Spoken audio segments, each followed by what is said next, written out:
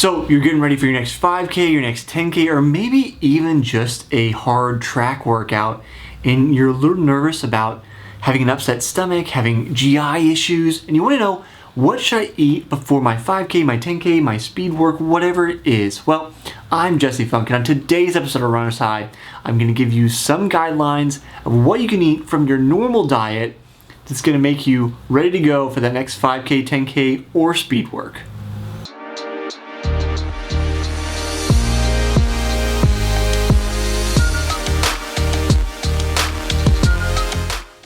If you haven't spent any time with me here on the channel, be sure to hit that subscribe button there in the bottom right hand corner. Stick around with me. I interview experts on diet and nutrition all the time. If you check out the Smart Athlete podcast, I've interviewed experts like Nancy Clark, who's a world-renowned dietitian who specializes in sports nutrition and literally wrote the book on it. As well as recently, I spoke to Allison Koch, another dietitian who specializes in runners specifically. So, if you stick around with me to the end of this episode, I will link on the screen to both my interviews with Nancy and Allison. You can check out their suggestions for how to eat to get a more in-depth idea of what you should be eating in general as well as for race day. So, what should you be eating? That's kind of the million-dollar question, right? I want to eat something that's going to make me feel zippy, feel fast, feel light, be good to go, and is reliable. And that's kind of the crux of it, right? We want something that's reliable, that we know we can go to time and time again. And part of this comes down to practice. You have to eat things before you go to do that 5K or that 10K and know that it's going to be okay. It comes back to that mantra that you've heard me say before if you've been on the channel, and you've probably heard somewhere else: nothing new on race day. That means you need to have tried and true foods. Don't try something new. Now, there are the occasions when we're out of town, we're at a different race, we're not in an area where we're familiar, and we have to buy foods that we haven't eaten before. You can still stay in basically the rough guideline of things you already eat if you can't get the exact same thing. But in some of these cases, it's good to try to look for national brands, things like Cliff Bar, those kind of foods that you can go to if they sit well with you. This isn't an endorsement for Cliff Bar, it was just the first thing off the top of my head.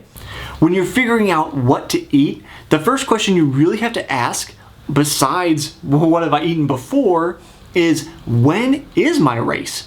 Now, if you do triathlons like I do, we can have to get up pretty darn early to get to race, because 6:30, 7 o'clock race is starting. There are some running races that start at that time, but much more often they start a little bit later.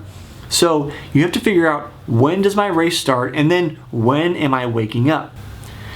Now, for the longest time, I've used a suggestion from my friend, former coach, Barb Lindquist, who is a former pro triathlete, first U.S. woman to be ranked #1 in the world. If you're watching early 2000s, you know all about Barb. Now, Barb's suggestion is to eat 300 to 400 calories an hour prior to your race. Now, if you're racing in the middle of the day, this is terrible advice, because you're going to eat way too much. But if it's an early morning race, that's what you can go to. You can say, hey, I can eat 300 to 400 calories leading up to this early morning race, because that's about what you can digest without having too much left on your stomach when the gun goes off. But if you're racing into the afternoon or evening, then you need to think about spacing food out more regularly. When do you usually eat? Now, this is a suggestion Allison gave, and I asked her in my interview with her, when should we eat? How should we eat? She suggests 3 meals a day and then 2 snacks. So basically, morning, mid-morning, lunch in the afternoon, mid-afternoon another snack, and then dinner in the evening. So follow your normal schedule, but eat something that's going to be light. And that's how we want to feel, light, right? So we want to focus more on carbs at this time and light, lean proteins. We want to stick away from fats, saturated fats in particular. Some healthy fats are fine, but all those saturated fats, lots of junk food, we want to stay away from those things on race day, because those are going to weigh us down. Not just physically, mentally, but our digestive system takes longer to get through those things, particularly when we eat lots of meat. It takes much more time than if we're eating fruit for our digestive system to get through those things. So it's important to eat light when your race is both in the morning and, more importantly, into the evening. If you want a visual guide, Allison actually keyed me into this thing called the Athlete's Plate. This is dietary suggestions from the U.S. Olympic Committee for our Olympians. This is the things that you're supposed to be eating at different times of your training phases. So easy, moderate, hard days, and then hard days go with race days as well. So here's the little graphic. You can Google that, the Athlete's Plate. You'll find the suggestions there. This has really been a lifesaver for me and going to be a time saver as well. I've always had difficulty trying to figure out what should I be eating, when should I be eating it, and I feel like those answers don't come easily from most coaches. So to have this reference from the U.S. Olympic Committee for the best athletes in our country, this is the kind of guidelines they're using to eat. That's a great thing to go to. So check that out. That's going to be a boon for you, I am sure. And when you look at the hard day here, that's going to be similar to the things I've already outlined in this. We want to focus on carbs, we want to focus on fruits and vegetables, lean protein, and some fats are okay because we burn fat as fuel as an endurance athlete, right? So those are the things you want to check out when you Google the Athlete's Plate.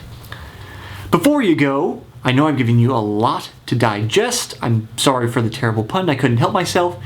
But I have both of my interviews with Nancy and Allison coming up on the screen shortly. They have awesome dietary info to give you. So check those out. And as always, subscribe to the channel. I'll see you next time on the next episode of Runner's High.